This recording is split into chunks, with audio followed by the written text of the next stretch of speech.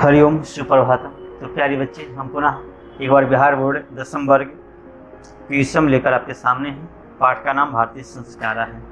आज ये तीसरा भाग हम कर रहे हैं। 2 भाग हम इसके पहले कर चुके हैं। तो पहले भाग में और दूसरे भाग में हमने ये बताया था कि भारतीय समाज में प्राचीन काल से ही संस्कारों का महत्व है। हम विभिन्न अवसरों पे इन संस्कारों को करते हैं और सभी लोग एक साथ होकर के हवन आदि करते हैं। बड़ों का आशीर्वाद लेते हैं, छोटों को आशीर्वाद देते हैं, अपने गुणों को बढ़ाते हैं और दूसरों को दूर करते हैं। संस्कार 16 है। इन 16 संस्कारों को 5 भागों में बांट कर अध्ययन किया गया है। जन्म के पूर्व के संस्कारों में से 3 संस्कार हैं: गर्भाधान संस्कार, वंशवर्म संस्कार और सीमंतोन्नयनम संस्कार। इनका उद्देश्य गर्भ रक्षा, गर्भस्थ बच्चों का संस्कार देना और गर्भवती का प्रसन्नता, ताकि बच्चे भी प्रसन्न रह सकें।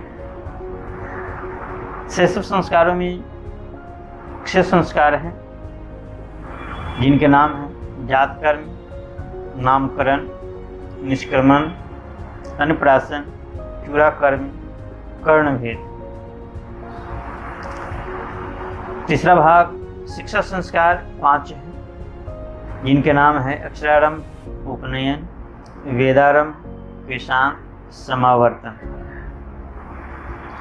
अक्षरारंभ में बच्चों को सिखाया जाता है। उपनयन संस्कार में बच्चों को गुरुजी के पास लिया जाता है। वेदारंभ में वेद का आरंभ किया जाता है। वेशांत में बच्चों को केश को काट दिया जाता है, ताकि वे बाहरी दुनिया से या भोग विलास की दुनिया से दूर रहें। तो समावर्तन में जब बच्चे जवान हो जाते हैं, घर की ओर प्रस्थान करने लगते हैं, उस समय के लगभग का समय होता है जहाँ उसको घर के बारे में, गृहस्थ के बारे में जानकारी दी जाती है। इन्हीं बीच में एक संस्कार आता है गोदान संस्कार। गाय देना बहुत बड़ा संस्कार माना जाता था। और जब बच्चे घर आने लगते थे तो उनको मूल बात सिखाई जाती थी कि सत्यम वदा, सत्य बोलो, धर्मम चरा, धर्म पर चलो, स्वाध्यायाम माँ परमदः, अपने अध्ययन में प्रमाद या अपने कर्तव्य में प्रमाद, लापरवाही करो। ये सब बातें सिखाई जाती थी। यहाँ तक की बातें हमने पढ़ लिया था। अब हम इस लास्ट भाग में, अंतिम भाग में, अंतिम पैराग्राफ देखते हैं, जो विवाह संस्कार है उससे संबंधित। विवाह संस्कार पूर्वकम एवं मनुष्यः वस्तुतो गृहस्थ जीवनम प्रविशति। विवाह संस्कार में मनुष्य वास्तव में गृहस्थ जीवन में प्रवेश करता है। यानी जैसे ही विवाह होता है वो वास्तविक रूप में गृहस्थ जीवन में प्रवेश कर लेता है। विवाह पवित्र संस्कार मतः। विवाह बहुत ही पवित्र संस्कार माना जाता है।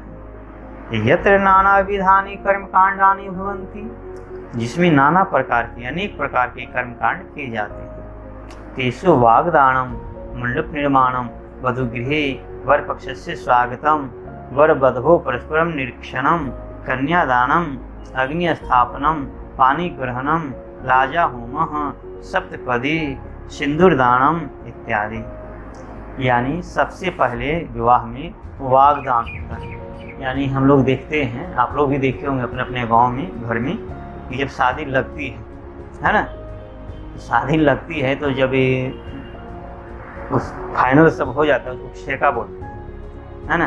तो उसमें क्या होता है कि कुटुंब लोग जब खाना खाने लगते हैं तो अंदर से औरतें लोग गीत गाती हैं और गीत में गाली होती है ना, और उस पर कोई बुरा नहीं मानते, शुभ मानते हैं। मूल भावना ये थी कि गाली दे करके वो टेस्ट किया जाता था वास्तव में, कि जिनसे हम अपने बेटा की या बेटी की शादी कर रहे हैं वो उस योग्य हैं कि नहीं, कि उन्हें जरा सा अपमानित किया जाए या थोड़ा सा आवेशित किया जाए, क्रोधित किया जाए, तो क्या वे आपस से बाहर हो जाएंगे, क्या कुटांग बोलने लगेंगी। इसलिए वाग्दानम देकर के एक तरह से उनके व्यक्तित्व का परीक्षा ली जाती थी, है ना। मंडप निर्माणम, मंडप का निर्माण किया जाता था, कभी भी किया जाता है। वधु गृहे वर पक्ष से स्वागतम, और जब शादी होती है तो लड़के वाले बारात लेकर जाते हैं वधु के घर में। बाराती लोग का बहुत बढ़िया से तहे दिल से स्वागत होता है। आप लोग देखते हैं संधि मिलन जो कहते हैं, माने लड़की की तरफ से लोटा में पानी लेकर के, जल लेकर के, फूल माला लेकर के जाती हैं और लड़के वाले के गले में पहनाते हैं, दोनों गले मिलते हैं। ये भावना ये होती है कि शादी एक लड़का लड़की में ही नहीं, दो परिवार में होती है ना, यानी दो परिवार यानी एक परिवार हो जाता है, दोनों का सुख दोनों का दुख एक हो जाता है, ये भावना होती है। दो परिवार को जोड़ने का काम करता है विवाह शादी। बरबद हो परस्परम निरीक्षणम, और जब ये संधि मिलन हो जाता है उसके बाद आप लोग देखते हैं स्टेज पे वरमाला, तो वरमाला है वही वरवधू परस्परम निरीक्षणम है, यानी जिससे हमारी शादी हो रही है या जिस लड़का की या लड़की की शादी हो रही है उस शादी से पहले एक बार देख ले कि वो यही लड़का है या देख ले कि यही लड़की है जिसके साथ हमें जीवन भर निर्वाह करना है ना। हो सकता है कई बार धोखे में या कई बार ऐसा होता है कि कन्फ्यूजन होता है, संवादहीनता होती है और लड़का समझ रहा है लड़की बहुत बेहतर है, पढ़ी लिखी है, या और जो मन में सोचे हुए होते हैं वैसा है, या लड़की वाले भी सोच सकते हैं या लड़की भी सोच सकती हैं कि लड़का इस तरह से होगा, लेकिन वास्तव में वैसा अगर नहीं होता है तो उससे भी मना कर सकता है। जनरली मना नहीं होता है, लेकिन चाहे तो उससे भी मना हो सकता है। यानी एक नज़र आप देख लीजिए कि आपका लड़का या आपकी लड़की ऐसी है जिससे आपकी शादी होने जा रही है, ये भाव होता है। फिर होता है कन्यादान, है ना, ये लड़के वाले यानी पिताजी कन्यादान करते हैं। अग्नि स्थापनम, अग्नि की स्थापना किया जाता है।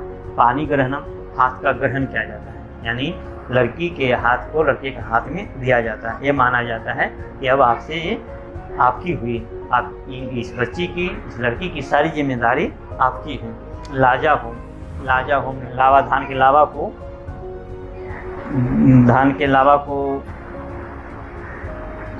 लाजा होम में क्या होता है कि लावा जो धान की बाली होती है ना उसको भून दिया जाता है, उसमें लावा होता है और लड़की हाथ में लेती है, वो सुत्ती होता है, लड़का पीछे से पकड़ करके ऊपर नीचे ऐसे करके उसको फटकते हैं। भाव ये होती है कि आज से हम दोनों एक हो गए, सुख में और दुख में दोनों एक साथ काम करेंगे, है ना।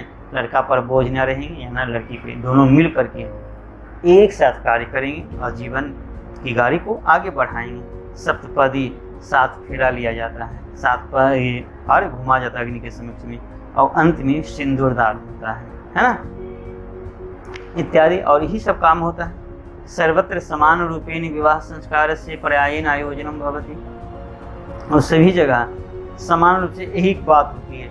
कोई नेग या कोई नियम थोड़ा बहुत आगे पीछे होता है, लेकिन मूल जो होता है यही होता है। तदंतरम गर्भाधान आदय संस्कार पुनरावर्तन्ते जीवन चक्रम च प्रमति, और उसके बाद क्या होता है, लड़की लड़का के घर में आ जाती है और उसके बाद जो सृष्टि का नियम है पुनः जीवन चक्र चलता है।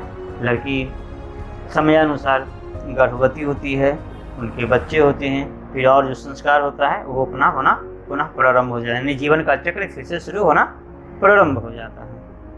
मरणाद अनंतरम अंत्येष्टि संस्कार अनुष्ठीयते, और मरने के बाद एक अंतिम संस्कार होता है जिसको अंत्येष्टि संस्कार यानी दाह संस्कार कहा जाता है ना।